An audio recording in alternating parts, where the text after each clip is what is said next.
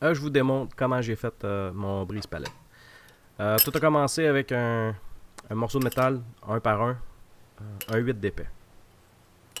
Présentement, euh, tout ce que je fais, c'est je marque mon métal où ce que je vais le couper avec le grinder, avec un disque coupé. J'ai vu ça sur l'internet, manière de plier un morceau de métal, faire une courbe avec. J'ai trouvé ça très intéressant, fait que je l'ai décidé de l'incorporer dans mon brise-palette.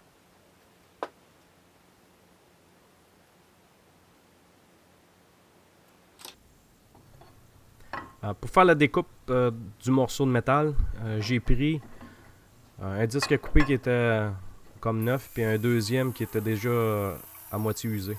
Ce qui m'a permis de faire une coupe plus courte.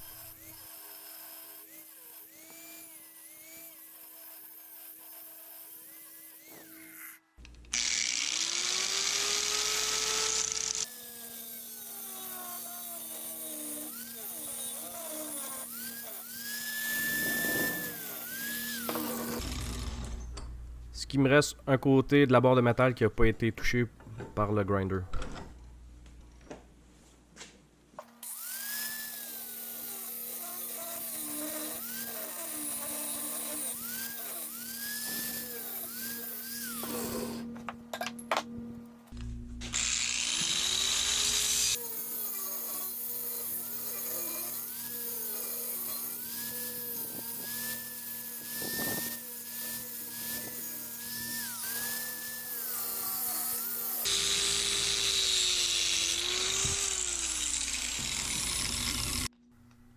Après avoir coupé mon morceau, il me restait à faire mon 90 degrés. Donc il fallait que je plie la barre de métal en place. Pour m'aider, j'ai pris ma torche au butane, puis j'ai chauffé jusqu'à temps que ça devienne rosé.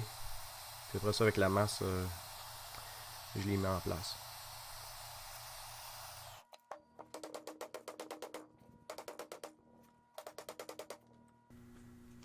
Ok, pour donner de la force à mon joint de 90 degrés, j'ai installé une plaque de métal. Cette plaque de métal-là, j'ai seulement fait un groove pour pouvoir m'aider à la plier par après.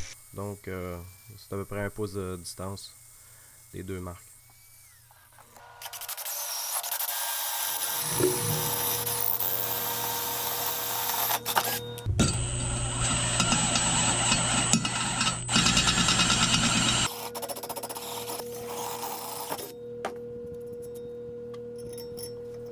Pour fixer ma plaque de métal, j'ai utilisé des carriage boats, des boats de chariot. Tout ce qu'ils ont, c'est un morceau carré en dessous de la tête. La tête est...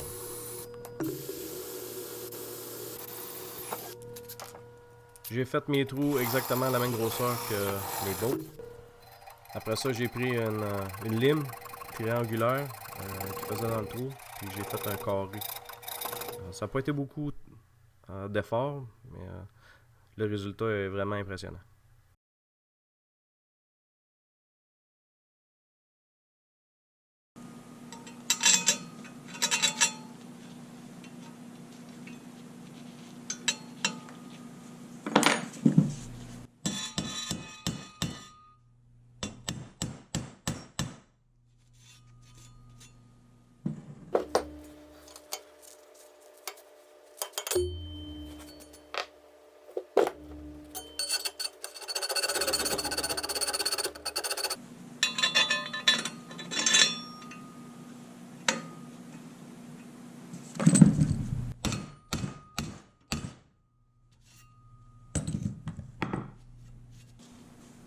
Et puis du côté inverse, j'ai tout simplement installé l'écrou, puis je l'ai serré avec mon bras calibré.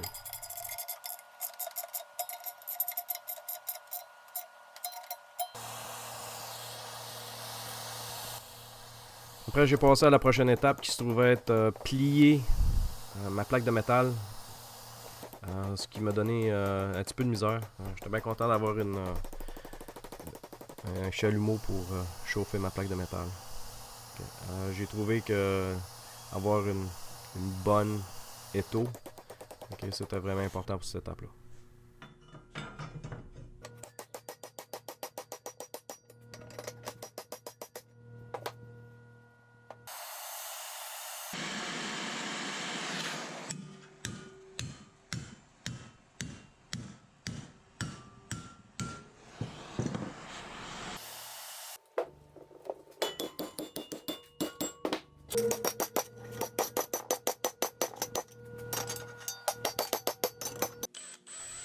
Ok, la raison pourquoi j'ai fait un trou à cet endroit-là, c'est pour faire un coin qui était plus rond à place d'avoir un coin carré après l'avoir coupé avec le grinder.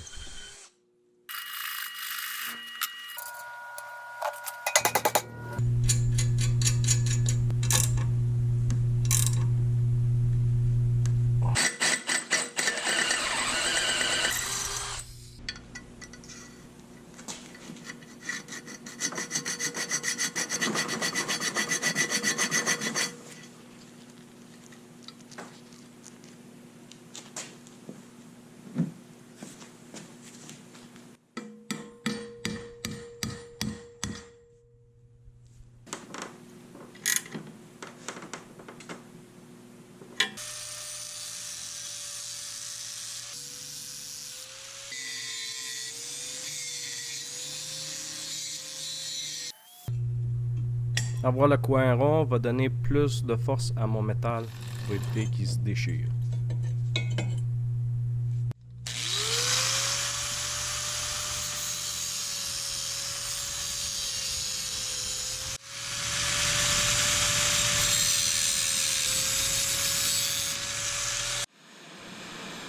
Étant donné que j'ai rien de soudé sur mon outil, j'ai décidé d'y en laisser un petit peu plus de matériel pour pouvoir le plier alentour de ma pièce. Je pense que ça va y donner beaucoup plus de force.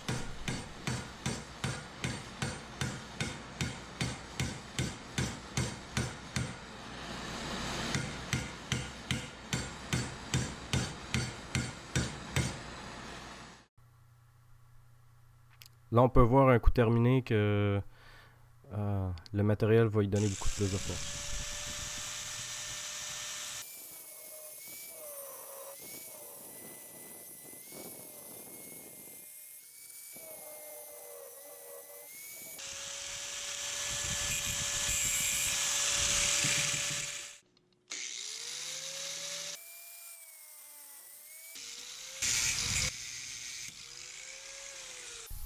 Là, après avoir localisé la place où je mets mon système de pivot, j'ai fait un trou.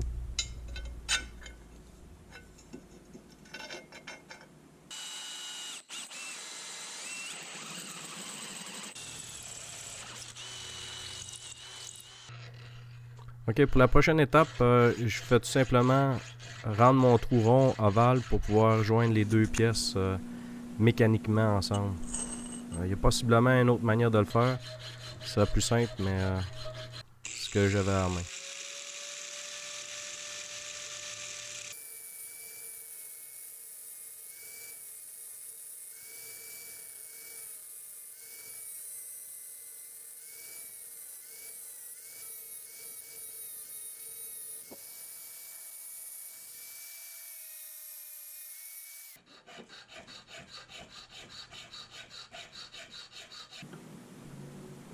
Ok, un petit peu plus tard, j'ai fait l'ajustement pour que la pièce rentre vraiment dans le trou.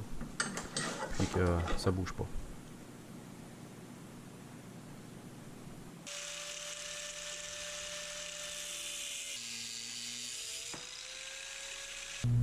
Là, je vais fabriquer le morceau qui va s'appuyer sur les longerons ou les 2x4.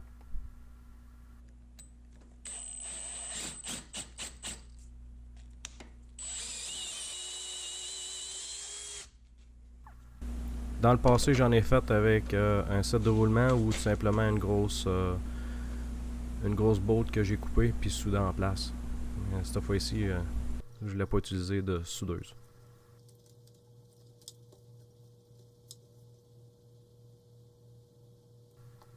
Fait que dans mon morceau, j'ai tout simplement percé puis fait des filets pour ma bolt.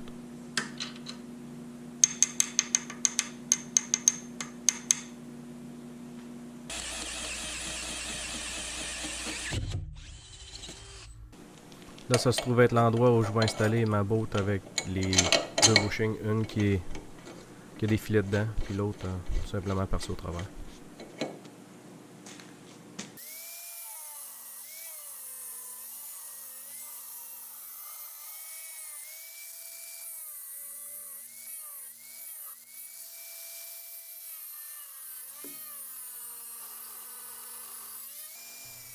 Là, j'ai pris le temps d'y faire une place pour un arrache-clou. Okay, j'ai juste tout simplement coupé un triangle.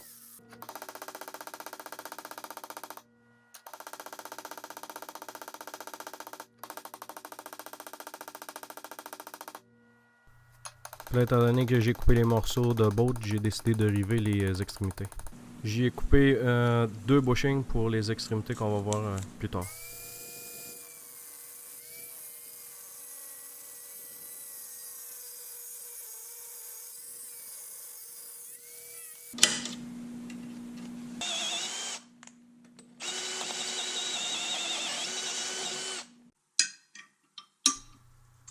Là, je complète l'installation du pivot, puis du lien mécanique pour qui va peser sur les planches. Okay, on voit bien que les deux pièces ils vont être reliées mécaniquement, puis ils vont bouger ensemble.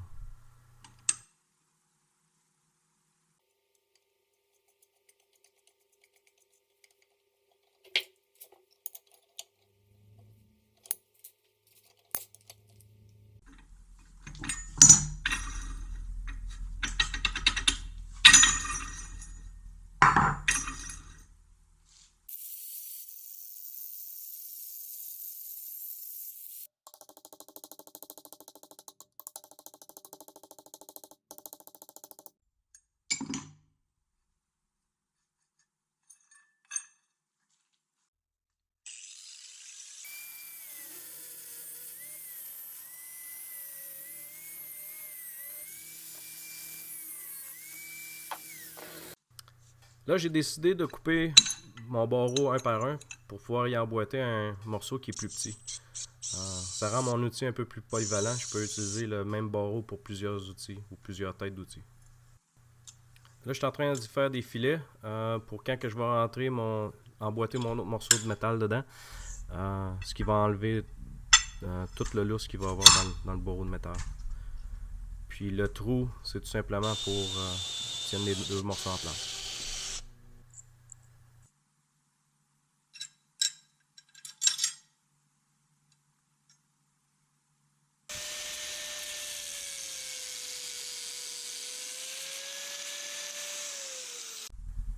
Le morceau que j'installe, c'est un morceau que j'ai trouvé après une vieille tondeuse.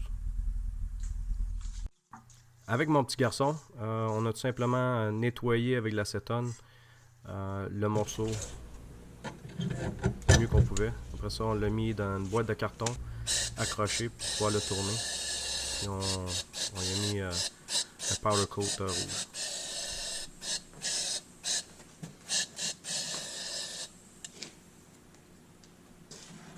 On aurait pu tout simplement prendre une canne en aérosol, ça aurait été plus facile, puis beaucoup moins long.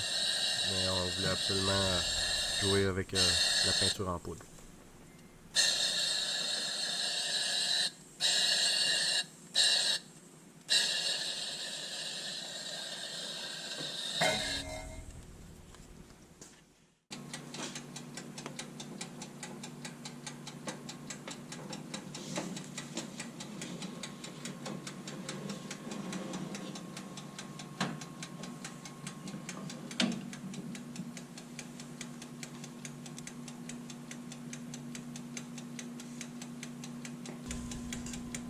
C'est dans les premiers projets que j'utilise la peinture en poudre. Puis je trouve que c'est vraiment facile à utiliser. Même mon petit garçon de 8 ans peut peinturer avec.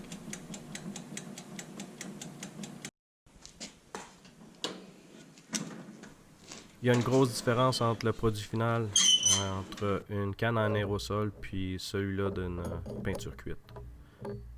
Je peux vous garantir qu'une peinture cuite, c'est beaucoup plus durable qu'une peinture en aérosol.